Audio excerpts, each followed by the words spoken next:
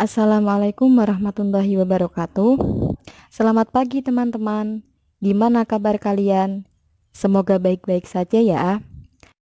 Nah, pada video kali ini kami dari kelompok 8 yang beranggotakan Mai Rahmawati NIM 2391026, Anik Hakim NIM 2391028, Ifada Islamiyah NIM 2391147 dan Lailatul Azizah NIM 2391201.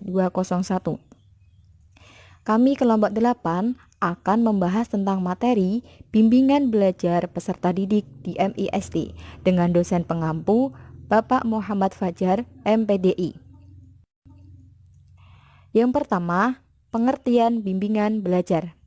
Bimbingan belajar adalah suatu bentuk kegiatan dalam proses belajar yang dilakukan oleh seseorang yang lebih memiliki kemampuan dalam banyak hal untuk kemudian diberikan kepada orang lain, yang mana agar orang lain tersebut dapat menemukan pengetahuan baru yang belum dimiliki serta nantinya dapat diterapkan dalam kehidupan sehari-hari. Nah, adapun tujuan bimbingan belajar, yang pertama, agar siswa mengenal, memahami, menerima, menerapkan, mengarahkan, dan mengaktualisasikan potensi dirinya secara optimal sesuai dengan program pengajaran. Yang kedua, mampu mengembangkan berbagai keterampilan belajar. Yang ketiga, mampu memecahkan masalah belajar. Yang keempat, mampu menciptakan suasana belajar yang kondusif. Dan yang kelima, memahami lingkungan belajar. Selanjutnya ada fungsi dan manfaat bimbingan belajar. Bimbingan belajar berfungsi untuk membantu peserta didik dalam mengatasi masalah-masalah pribadi yang berhubungan dengan penyelenggaraan proses belajar.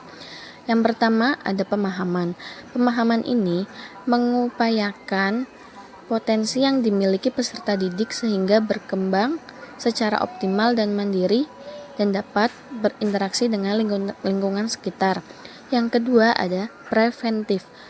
Preventif ini mengupayakan antisipasi sebagai pencegahan pada berbagai masalah-masalah yang dapat membahayakan dirinya, seperti mencegah tingkah laku yang tidak diharapkan. Yang ketiga ada pengembangan. Pengembangan ini menciptakan suasana lingkungan besar yang kondusif, sistematis, dan berkesinambungan demi membantu kelancaran tugas-tugas perkembangan peserta didik.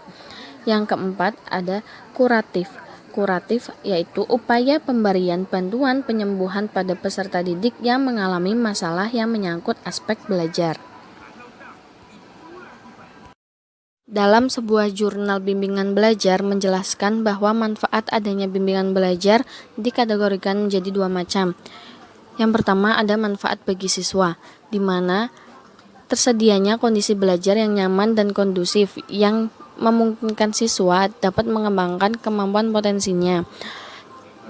Terperhatikannya karakteristik pribadi siswa secara utuh yang akan menjadi dasar bagi yang bersangkutan untuk menempatkan dirinya pada posisi yang tepat.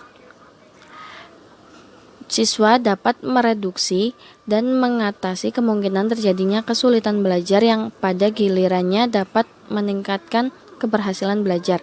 Yang kedua ada manfaat bagi guru atau guru pembimbing, di mana guru membantu untuk lebih mampu menyesuaikan materi pembelajaran, bahkan program pembelajaran dengan keadaan siswa secara perorangan maupun kelompok, dan juga memudahkan guru pembimbing dalam memahami karakteristik siswanya sebagai dasar untuk membantu pengembangan potensi mereka, bahkan sampai pada posisi penentuan bantuan kepada mereka.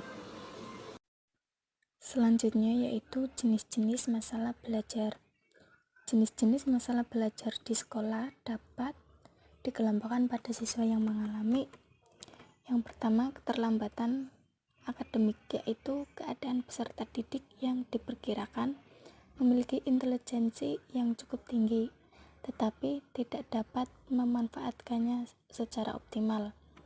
Yang kedua, ketercepatan dalam belajar, yaitu keadaan peserta didik yang mengalami bakat akademik cukup tinggi atau memiliki IQ 130 atau lebih, tetapi masih memerlukan tugas-tugas khusus untuk memenuhi kebutuhan dan kemampuan belajarnya yang amat tinggi.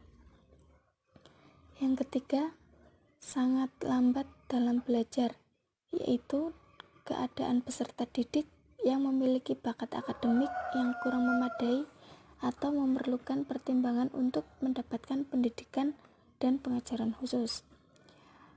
Yang keempat, kurang motivasi dalam belajar, yaitu keadaan peserta didik yang kurang bersemangat dalam belajar, mereka seolah-olah tampak malas. Yang selanjutnya, bersikap dan kebiasaan buruk dalam belajar, yaitu kondisi peserta didik yang kegiatan belajarnya sehari-hari antagonistik dengan seharusnya, seperti suka menunda-nunda tugas, mengulur-ngulur waktu, membenci guru, tidak mau bertanya terhadap hal-hal yang tidak diketahuinya, atau pasif. Yang terakhir, sering tidak sekolah, yaitu peserta didik yang sering tidak hadir atau sakit dalam jangka waktu panjang sehingga kehilangan sebagian besar kegiatan belajarnya. Poin selanjutnya adalah langkah-langkah bimbingan belajar. Langkah-langkah bimbingan belajar yang dapat dilakukan oleh para guru atau para pembimbing adalah sebagai berikut.